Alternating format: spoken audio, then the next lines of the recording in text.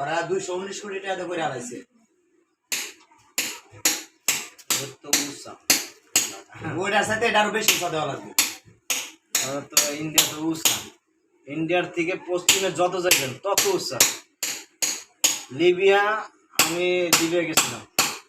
9 kilometre উঁচা বাংলাদেশ থেকে 9 kilometre তাপমাত্রা কি সূর্য ওঠার সাথে সাথে মনে করেন যে আগুনের মতন গরম হাওয়া চীন আইছিল ডক্টর ইউনূসের কাছে জানেন চীনের প্রেসিডেন্ট আইতে পারে 20,000 মার্কিন ডলার দিয়ে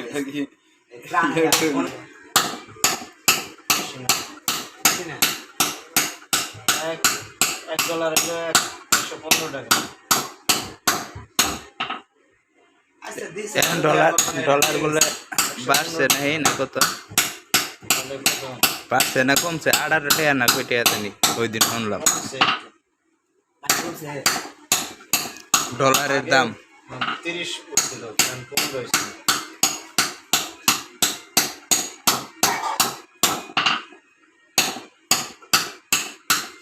লোকের মূল্য তো চাই না আমি চাইছি বাংলাদেশ একটা রাষ্ট্র ছিল সবাই জানতো এই রাষ্ট্রটা কেউ না বাঁচায় কেউ না কেউ নিয়ে করে দেয় সালামার ইন্ডিয়া নিয়ে বসে একটু ঘুরে আওয়া লাগবো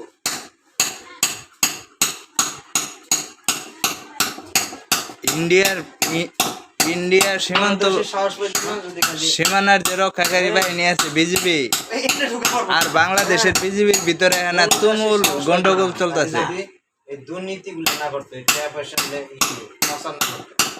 এই দেশে কি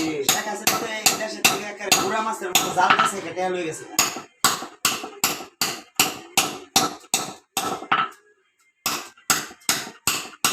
আমরা টাকা পয়সা পাই না টাকা পয়সা কিনে কি করতেছে টাকা পাম করতে জিনিসের দাম তো যাও টাকা কামাইলে জিনিসের দাম বাড়ে টাকা লইতে কাম করতে রাজনীতি করে রাজনীতি সব পোলা থেকে গালাইছে ছোট ছোট পোলানে পেতে পাইলাম রাজনীতি গালাইছে